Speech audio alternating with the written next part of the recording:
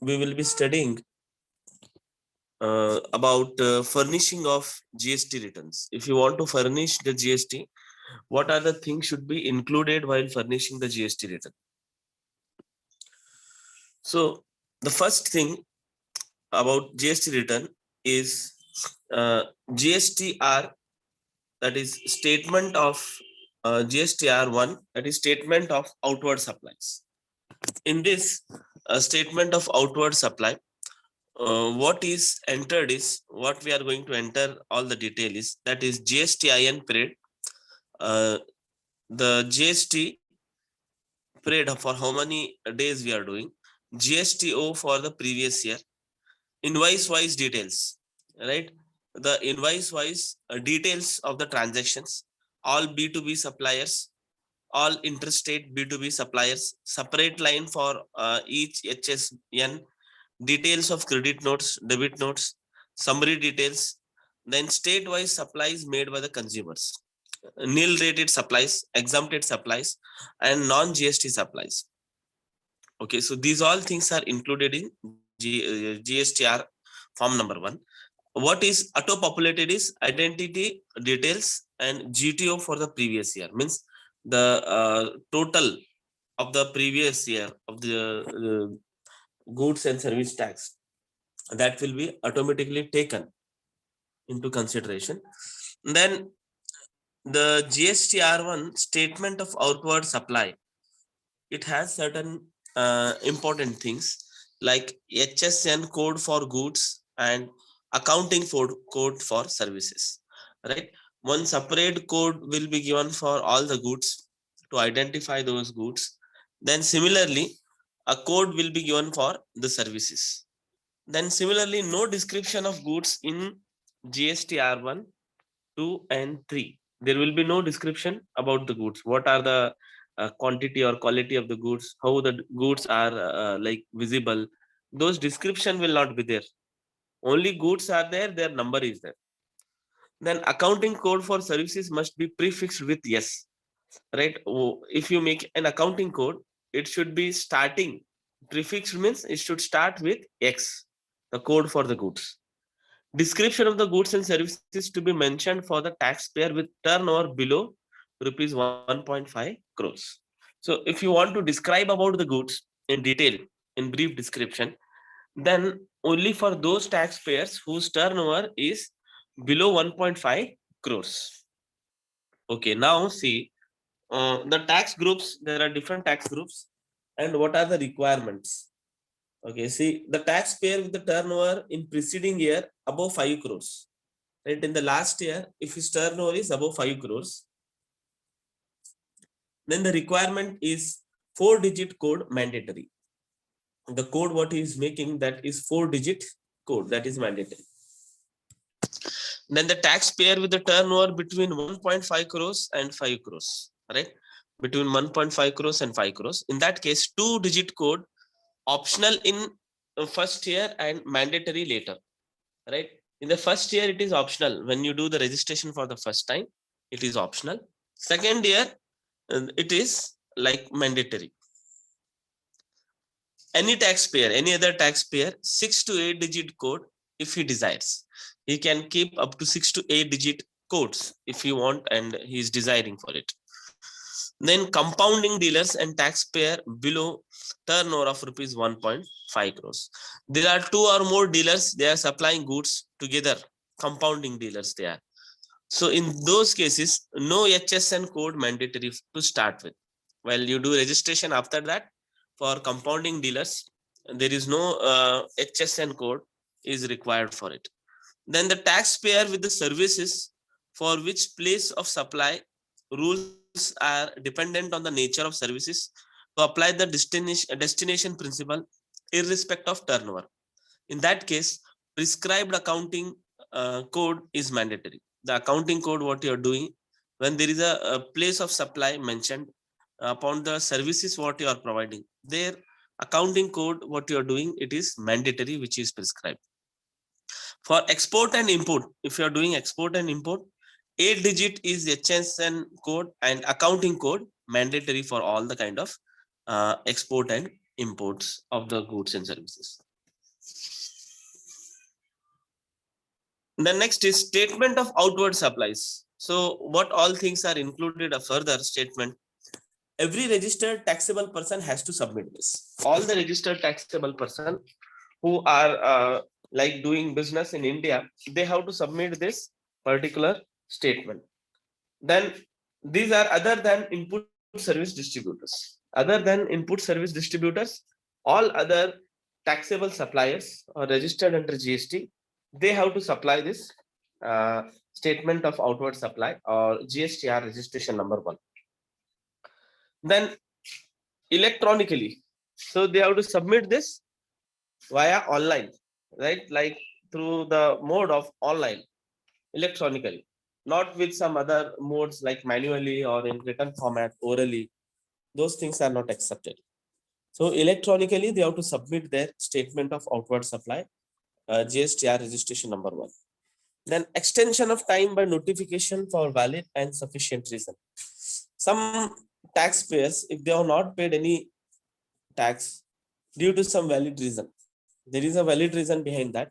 Due to that valid reason, if they have not paid the tax, in that particular case, the tax department, GST department, will see a valid reason. If there is a valid reason, then the sufficient reason they will reason, and maybe chance is that they may provide the extension of the time for those particular cases. Rectification of unmatched details along with the tax and interest, if any. Okay, the tax department in sometimes will ask to rectify, modify some of the details. If those details which he has submitted and the records what are there in the department, if they are not matching, if both the things are not matching, the tax department in some extent or in some cases they tell to the rectify it or to change it. No rectification after filing returns for the month of September from following the end of financial year or filing of the relevant annual return, whichever is earlier. So once you submit your return, whether you are submitting on September, whether it is a quarterly return you are making, or you are submitting in annual return. So whichever return you are filing and you are submitting it, once you submit that return, you cannot rectify after submission. So before submission, you should be very careful that if any alteration are there or rectification are there, those things has to be done in advance. Then after that, that rectification, that submission has to be done to the tax department.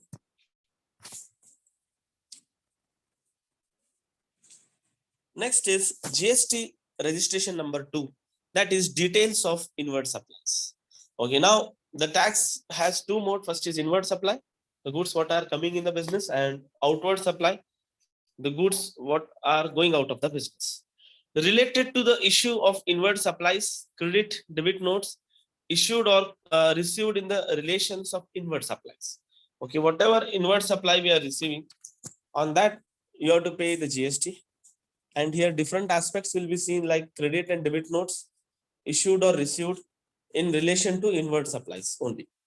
Then all regular taxpayer, UID holder, right, who has unique identity holders, the TDS receipts recipients, then an input service distributors, composition dealers, right, have to file this statement. Each and every taxpayers, they have to file this statement for inward supplies.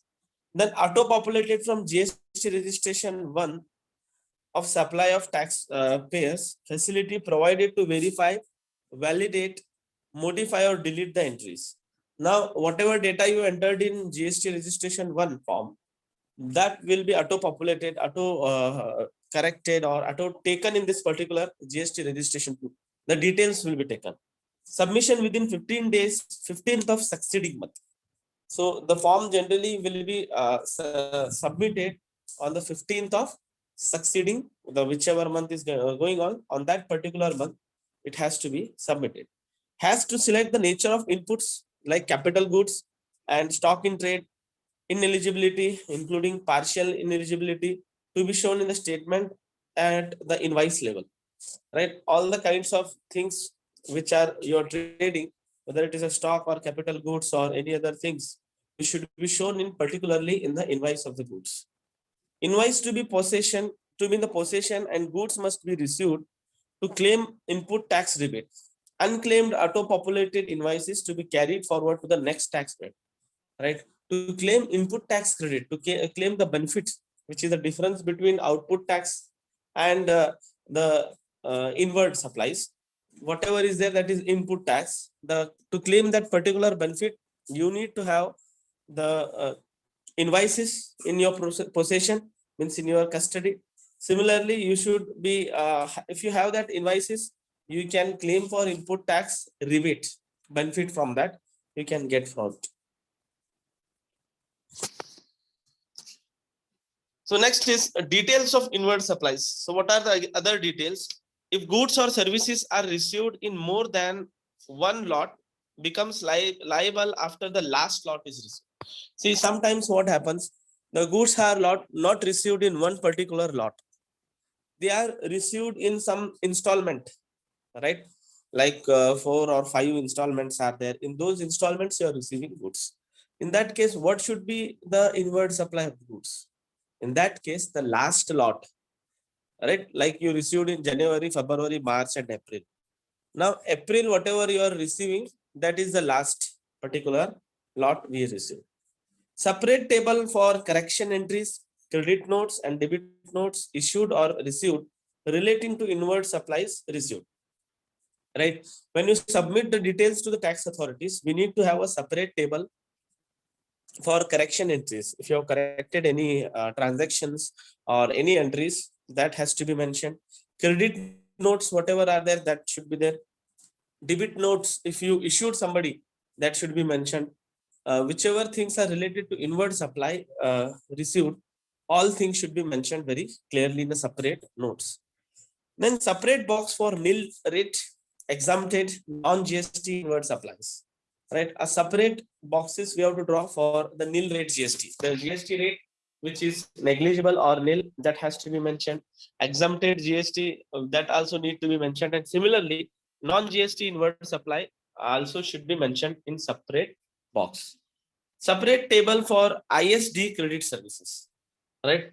Now these are the services which are generally provided, like for many of the import and export of the goods, or even for the goods which are provided at some national or international level. We are providing ISD service for credit receipt, right?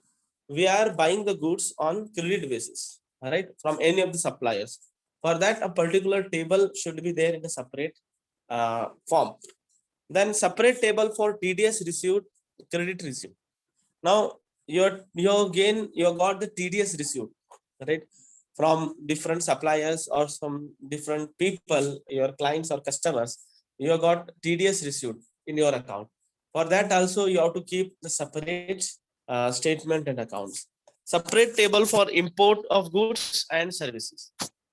Now, if you imported the goods and services, for that also a separate table need to be kept, and details also need to be kept in a various ways. Next is the other details. So every registered taxable person, including UN bodies and UID cases, right? So all the registered taxpayers, whether they are companies or whether they are unregistered bodies and UID cases, right, who have got their unique identity number. So all of them, they should register for the inward tax, supply of the inward tax cases. Then similarly, other than input service distributor, composite dealer, which is said in section 37 TDS authority, all of them, they have to register for the inward supply under GST. Then this also should be done electronically, right? When you do the outward supply electronically, even inward supply should also be done electronically. Extension of the time for notification for a valid and sufficient reason. If there is a valid and sufficient reason, where if you mention that sufficient and valid reason to the tax authorities, then by seeing your genuine and valid reason, they can give you extension of the time also. Rectification of unmatched details along with the tax and interest. Right? You can rectify this detail along with your tax and other kind of interest. Then no rectification after filing the return. So once you file the return, here also you can't do the rectification of the data, the change in the data. Third particular form is GSTR monthly return, right? GSTR monthly return. So this is consolidation of entire transaction details of the month to be auto-populated form of GSTR1 and GSTR2 already filed, right? So whatever data you entered in GSTR1 and GSTR2, that will be auto-populated. Means it will be directly taken from those form to this particular form called as monthly return. Now, this to be filed within 20 days of succeeding month. Late fees for delayed filing, right? So 20th of the succeeding month, whatever succeeding month is there, on the 20th of that month, the monthly return has to be filed. If anything is delayed by that, the penalty will be paid. To be filed by regular taxpayers, even when there is a no transactions, right? Regularly, who is paying the taxes or who is a regular taxpayer, he has to file it whether he has an income or not, but he has to file the return for the monthly return. Then payment to be made earlier on to the credit in the cash ledger, so that the same can be debited to make the payment of tax for the returns, right? Now the payment what you are doing to be made like earlier to get the credit in the cash, right? Whatever credit transaction you have made, it has to be taken as particularly as the cash. Why? Because to get the benefit of uh, the payment of tax return, right? In the ledger account also you have to mention the same thing should be debited to make the payment of tax of the return. The credit transaction it is there, but right now you have to take it as, in your case it is taken as the cash transactions. Now ITC ledger, right, input tax credit ledger, will have the credit of all claimed input tax credit, and cash ledgers will have a credits of TDS received, right? It will contain each and everything related to input tax credit as well as the TDS received. All things are contained in input tax credit ledger. Then refund can be claimed in case of export and inverted duty of GST, which is structured cases, right? Somebody has exported the goods or some inverted or some there is alteration in the duties of the different structured cases. There they can claim a return in that. Then no revised return. If anybody is making any revised return or alteration, that is not even allowed for the monthly return. Now the important things of the monthly return are, it is also auto populated item. So which means whatever we enter in the other forms will be directly generated here in these things. Taxpayer identity details directly taken from earlier forms, details of inward supply, outward supply, then revision of invoice, credit, debit notes, DDS credit, TDS received, outward tax, right? Mismatched invoices, everything will be taken from the earlier form. It is auto populated one. Next is to be filed ITC reversal on account of adjustments. So when to file this ITC reversal? On account of adjustment. If you want any adjustments, right, in your accounts, or if you have done any settlement in your accounts, there ITC adjustment or reversal account has to be filed. And then debit entries from cash ledger to ITC ledger, right? Whatever debit entries are there from cash ledger to ITC ledger you are doing, for that also need to be filed. And options relating to refund claims, right? If there are any options are remaining for you to claim your refund, that also need to be filed properly. Then treated as non-filer if GST 3 is not filed, but both GST 1 and 2 are filed, right? See, if you treat as non-filer if GST 3 is not filed, GST 3 filing is compulsory. Return would be treated as invalid if short payment is made. If you make a short payment, right, for monthly return, the return will become totally invalid. It is not at all accepted in case of GST. Next is GSTR 4, that is return of composition dealers, right? To be filed quarterly, first of all, the composition dealer generally they need to file quarterly. Then invoice details auto-populated form. These invoice details are the auto-populated form. These are directly taken from GSTR1 as well as GSTR2. Details to be furnished. The details are URD inward supplies, right? The unique registration details of the inward supplies has to be given furnished in details. Then similarly, import of goods or services. The import of goods and services, if anything is there, that also need to be submitted. Then the summary details like outward supply, non-GST supply, exports also need to be submitted in detail. Tax payable is auto calculated and the same is paid from the cash ledger by debiting. Right? If you are paying any tax, that is calculated, same thing is calculated and paid in cash ledger by debiting it. We have to pay that in cash ledger by debiting to that particular amount. Then GSTR 5 is the return of non-resident foreign taxpayers, right? So this is for non-resident tax payers to be filed after the expiry of registration. Once the expiry of registration will happen, the registration will get expired. This particular form will come into picture. Then goods imported or outward supplies, right?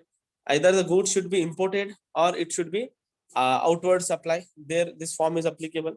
ITC availed on inputs and inward supplies. The ITC what you are using, it is either availed on inputs or availed on inward services. Closing stock details of goods needs to be furnished. The closing stock details of the goods. There are different closing stock details of the goods. So that details should need to be furnished to the tax authority. How much stock is lying in the business, that you have to show clearly to the tax authorities. Form for the earlier tax periods, GST 1, 2, 3 to be filed. If any previous tax is there, for that case, GST 1, GST 2 and GST registration number 3 to be filed by the taxpayers. Now GSTR 6, this is for GSTR 6, this is for return of ISD. Okay. Now invoice, whatever you got, that has to be written, right? Now this invoice wise detail to be provided for the input tax claim, right? Input tax distributors are there, input tax claiming you are doing. Auto populated from GST registration 1 of counterparties, right? Now this will be auto calculated or auto populated from GST registration 1 again of your counterparties from your other parties also, to be filed by 13th of succeeding month, right? 13th of the continuing month or succeeding month. So we have to file this GSTR 6. Details of distribution of input service distributor need to be present there. If any input service distributors are there, ISD are there, that input service distributors details should be mentioned. And finally, ISD ledger is a part of return. If any ISD return dealers are there, their ledger is a part of particularly a return.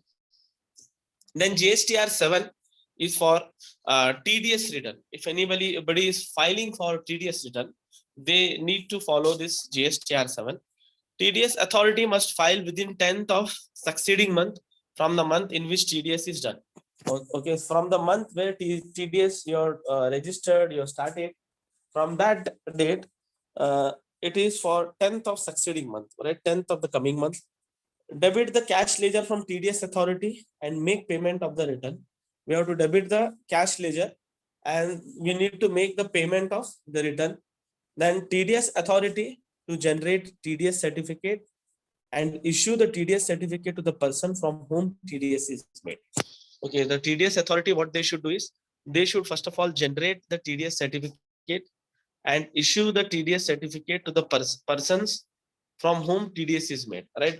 They should issue the certificate to the persons from whom TDS is actually made and auto-populated as TDS payment in the ledger of the suppliers, right? In the suppliers account, right? Our suppliers are there. In their ledgers, TDS payment will be auto-populated, means it will be directly taken by the GST authorities in their particular ledgers. GST 8 is for annual return. As per section 30, who has to file? The taxable person other than input service provider, TDS authorities, casual taxable person, non-resident taxable person.